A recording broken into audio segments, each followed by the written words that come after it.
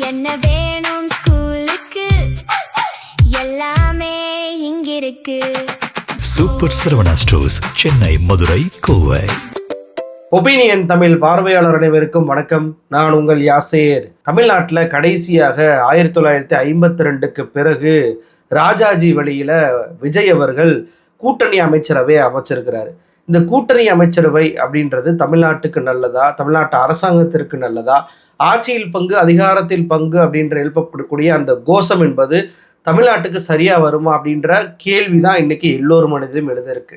அந்த கேள்விக்கான விடையை இந்த வீடியோவில் நம்ம பார்க்க போகிறோம். அது மட்டுமல்ல, காங்கிரஸ் சார்பாக 2 அமைச்சர்கள் பொறுப்பேற்றிருக்கிறாங்க. இப்படி இவங்க பதவி ஏற்கும் போதே விஜய்க்கு ஆப்படிக்கக்கூடிய வேலையில இறங்கிட்டாங்க. அப்படி பதவி ஏற்கும் போது விஜய்க்கு என்ன போச்சாங்க? அது மட்டுமல்லாது இவங்க பதவி ஏற்கக்கூடிய அதே நாள்லயே வட இந்தியாவிலிருந்து காங்கிரஸ் கட்சியிலிருந்து ஒரு மெசேஜ் விஜய்க்கு வந்திருக்கிறது. அதை பார்த்து விஜய் அவர்கள் அதிர்ந்து போயிருக்கிறார். அந்த மெசேஜ் என்ன? இந்த வீடியோவில் விரிவாக பார்த்துடலாம். இந்த வீடியோவை முழுமையாக பாருங்க. மறக்காம நம்மளுடைய ஒப்பீனியன் தமிழ் சேனலை சப்ஸ்கிரைப் பண்ணிக்கோங்க. 1952 ராஜாஜிக்கு பிறகு விஜய் அவர்கள் தற்போது கூட்டணி அமைச்சரவையை அமைச்சிருக்கிறாரு. இந்த கூட்டணி அமைச்சரவை நல்லதா கெட்டதா அப்படின்ற கேள்விக்கு நல்லது ஃபர்ஸ்ட் பார்த்துடலாம். முதல்ல இந்த கூட்டணி அமைச்சரவை அமைவதனால ஒரு அரசாங்கம், தேர்ந்தெடுக்கப்படக்கூடிய ஒரு அரசாங்கம் மக்களை வதைக்கக்கூடிய வகையில் ஒரு சட்டத்தை கொண்டு வர முடியாது. கூட்டணி கட்சிகளை அதை தடுத்து நிறுத்திடும். அப்போ மக்கள் வதைப்படக்கூடிய சட்டத்தை தடுத்து நிறுத்தக்கூடிய அந்த செயலுக்கு ஒரு நல்ல பாயிண்டாக கூட்டணி அமைச்சரவை என்பது இருக்கும். ஆனால் இதுவரைக்கும் அப்படியான அதிகாரத்தை பயன்படுத்தி மக்களை துன்புறுத்தக்கூடிய சட்டத்தை கொண்டு வந்திருக்காங்களா தமிழ்நாடு அரசு அப்படின்னு சொல்லி கேட்டால் இல்லை. எந்த தமிழ்நாடு அரசும் அதை பண்ணதில்லை. ஸோ அதை நம்ம பெரிதாக எடுத்துக்கொள்ள தேவையில்லை அப்படின்றது என்னுடைய பாயிண்ட். 2வது பாயிண்ட், நல்லது இல்லை அப்படின்றதுக்கு என்ன உதாரணம் சொல்லலாம் அப்படின்னா, இப்போ திருப்பரங்குன்றம் விவகாரம், மறுபடியும் தீபம் ஏற்றக்கூடிய ஒரு பிரச்சனை வருது அப்படின்னா முஸ்லீம் லீக் உடைய அமைச்சர் அதில் தலையிடுவார். அதே போல் இந்த பக்கம் ஆணவ படுகொலை நடக்குது, அதே போல் சாதியுடைய இந்த கலவரம் நடக்குது அப்படின்னா கண்டிப்பாக விசிகாவுடைய அமைச்சர் அதில் போய் களத்தில் இறங்கி போய் என்னன்னு சொல்லிட்டு பார்ப்பாரு. இந்த 2 விஷயத்திலையுமே விஜய் அவர்கள் கள்ள மௌனம் கனத்த மௌனம் காட்டினார் அப்படின்றது நாடறிந்த விஷயம். அவர் முதலமைச்சரே ஒரு மௌனம் காட்டக்கூடிய ஒரு விஷயத்துல முஸ்லீம் லீக் அமைச்சரோ விசிக அமைச்சரோ போய் களத்தில் போயிட்டு அவங்களுடைய கருத்துக்களை சொன்னாங்கன்னா அது அரசாங்கத்துடைய கருத்துக்களாக மாறும். அது விஜய்க்கு மிகப்பெரிய ஒரு நெருக்கடியை உருவாக்கி கொடுக்கும். ஏன்னா விஜய் பாஜகன்ற வார்த்தையை பயன்படுத்தவே மாட்டார். கூட்டணி கட்சிகளுக்கு என்ன மாதிரியான நெருக்கடி வரும் அப்படின்னா, இப்போ விஜய் ஏபிவிபி மாணவ அமைப்பை சந்திக்கிறாரு. எந்த ஏபிவிபி?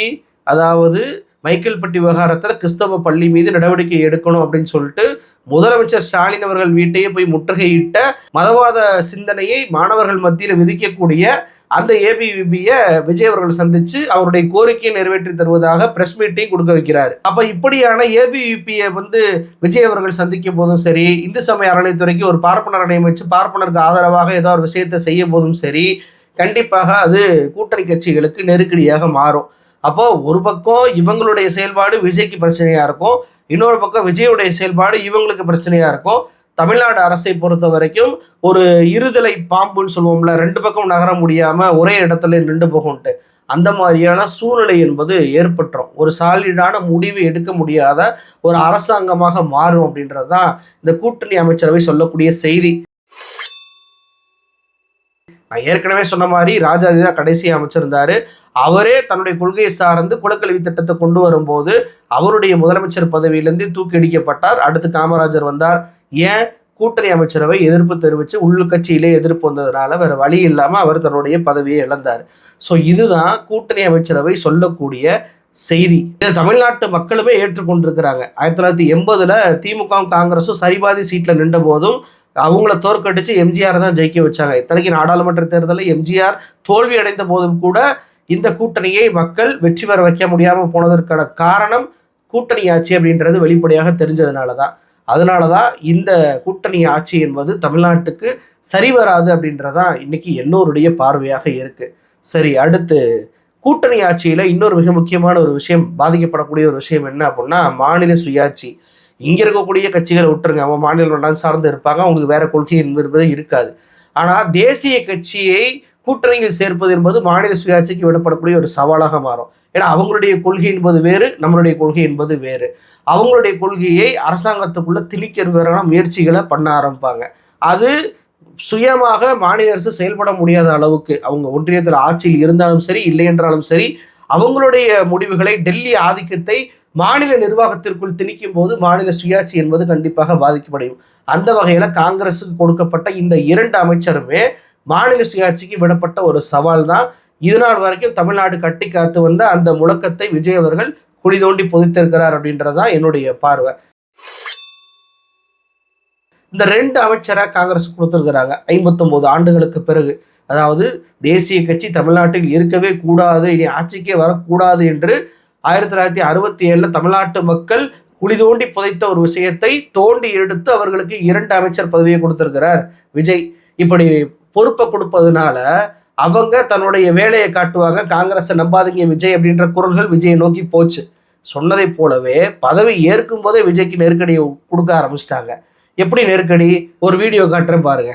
பெருந்தலைவர் காமராஜர் நாமம் வாழ்க, பாரத ரத்னா ராஜீவ்காந்தி நாமம் வாழ்க, மக்கள் தலைவர் ராகுல் காந்தி வாழ்க. That is not a part of your oath. பொதுவாக பதவியேற்பு விழாவில் என்ன அந்த அரசியலமைப்பு சட்டம் சொல்கிறதோ அதை மட்டும்தான் சொல்லி பதவி ஏற்றுட்டு போடுவாங்க. நீங்கள் சட்டமன்றம்னு எடுத்துக்கிட்டாதான் அங்கே தன்னுடைய தலைவர்கள் வாழ்க, தமிழ்நாடு வாழ்க, தமிழ் வாழ்க அப்படின்ற முழக்கங்கள்லாம் எழுப்பப்படும். அதெல்லாம் ஒரு பிரச்சனைக்குரிய விஷயமா இருக்காது. ஆனால் ஆளுநர் மாளிகையில் பொதுவாக அமைச்சரும் முதலமைச்சரும் பதவியேற்கும் போது கூடுதலான விஷயங்களை யாருமே சொல்ல மாட்டாங்க. ஆனால் இங்கே காங்கிரஸ் அமைச்சர் சுற்றுலாத்துறை அமைச்சராக இருக்கக்கூடிய ராஜேஷ்குமார் என்ன சொல்றாரு? பெருந்தலைவர் காமராஜர் வாழ்க, பாரத் ரத்னா ராஜீவ்காந்தி வாழ்க, மக்கள் தலைவர் ராகுல் காந்தி வாழ்க அப்படின்றார். இதை உடனே ஆளுநர் கண்டிக்கிறார். இதெல்லாம் பதவியேற்பில் இருக்கக்கூடிய கோப்புகள் இருக்கக்கூடிய விஷயங்கள் அல்ல, தேவையில்லாததை பேசாதீங்க அப்படின்னு சொல்லி ஆளுநர் கண்டிப்பதை பார்க்க முடியுது.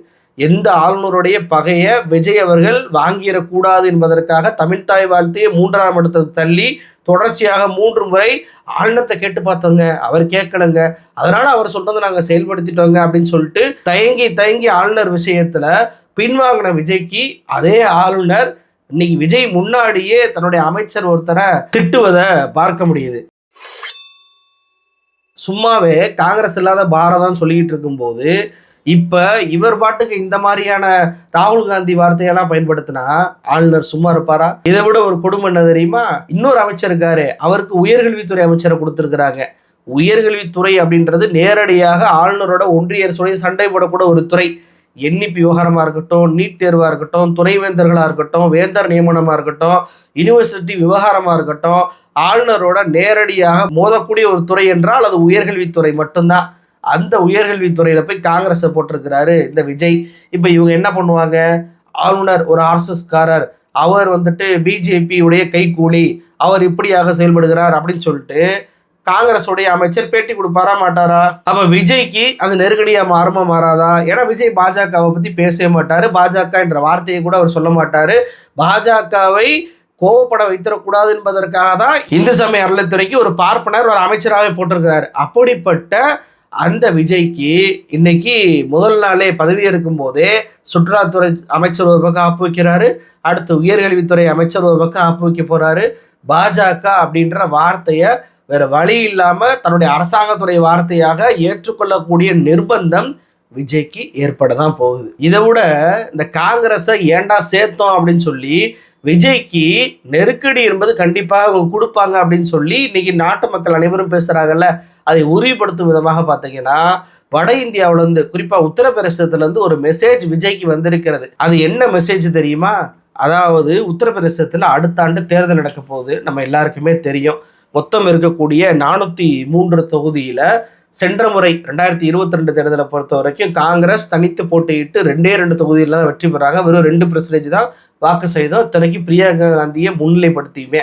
அப்போ இதுதான் தன்னுடைய பவர் அப்படின்றது காங்கிரஸ் கட்சிக்கு தெரிஞ்ச ஒரு விஷயம். ஆனால் இப்போ எப்படி கிறிஸ் ஜோடங்கர் தமிழ்நாட்டுக்கு ஒருத்தர் பொறுப்பாளராக திமுக கூட்டணியை படாதபடுத்தினாரோ அதே மாதிரி பார்த்தீங்கன்னா அங்கே உத்தரப்பிரதேசத்துடைய பொறுப்பாளராக இருக்கக்கூடிய அவினாஷ் பாண்டே அவர் ஒரு உத்தரவு போட்டிருக்கிறாரு, 2 வகையான லிஸ்ட் எடுங்கன்னு.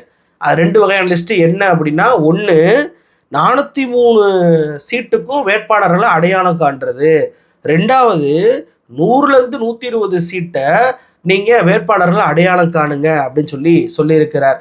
இந்த இதில் 3 வகையாக இந்த 403 தொகுதியை காங்கிரஸ் பிரிச்சிருக்கிறாங்களாம். ஒன்று என்னன்னா ஹை பொட்டன்சியல், 2வது மார்ஜினல், 3வது வீக்கு. இதுல இவங்க எடுத்த சர்வே படி 100 தொகுதியில் வந்து ஹை பொட்டன்சியலா இருக்கிறாங்களாம், அதாவது வின்னிங் பண்ணிடுவாங்களாம். 100 தொகுதி அப்படியே பாக்கெட்ல வந்து காங்கிரஸ் கொடுத்துருமா. அதன் பின்பு மார்ஜினல் 2வது வகையை பார்த்தீங்கன்னா 200 தொகுதி இருக்கான். இங்க வந்து வெற்றி தோல்வி எது வேணாலும் வரலாமா. 120 தொகுதி வீக்கு, இதுல வந்து வெற்றி பெறவே முடியாது அப்படின்ட்டு அந்த 3 வகையா பிரிச்சு இதுல ஹை பொட்டன்சியலா இருக்கக்கூடிய 100 தொகுதியை நாங்க அகிலேஷ் யாதவ் கிட்ட கேட்க போறோம் அப்படின்னு சொல்லியிருக்கிறாங்க இந்த காங்கிரஸ். எவ்வளவு பெரிய திமிரு பாருங்களேன். 2 சீட்டு மட்டுமே ஜெயிச்சிருக்கு, 432 2% ஜெயிச்சிருக்கக்கூடிய கட்சி இது. இவங்களுக்கு 100 சீட்டு வேணுமா, மொத்தமே 400 சீட்டு தான். 4ல் 1 பங்கு இவங்களுக்கு கொடுத்துட்டு மற்ற கூட்டணி கட்சிக்கெல்லாம் பிரித்து கொடுத்தா என்ன ஆகும், அகிலேஷுக்கு பெரும்பான்மை என்பதே கிடைக்காம போயிடும். அவர் சிஎம் என்பது ஆக முடியாது, கூட்டணி ஆட்சி தான் வரும் அப்படின்னு சொல்லிட்டு அந்த மக்கள் மறுபடியும் பிஜேபிக்கு ஓட்டு போட்டுருவாங்க. இப்போ புரியுதா, இவங்க தமிழ்நாட்டில் என்ன வகையான பாணியை கடைபிடிச்சாங்க, புதுச்சேரியில் என்ன வகையான பாணியை கடைபிடிச்சாங்க, மகாராஷ்டிராவில் என்ன பாணியை கடைபிடிச்சாங்க, டெல்லியில் என்ன பாணியை கடைபிடிச்சாங்க, பீகாரில் என்ன பாணியை கடைபிடிச்சாங்க. இன்னைக்கு அதே பாணியை இப்போ உத்தரப்பிரதேசத்தில் அகிலேஷ் யாதவை சோழியை முடிப்பதற்கான வேலையை இந்த காங்கிரஸ் செய்யுது. இது விஜய்க்கு மெசேஜா இல்லையா? விஜய் அவசரப்பட்டு இவங்கள ஆதரவு கேட்டதே தப்பு, கூட்டணியில் சேர்த்துக்கிட்டதே தப்பு.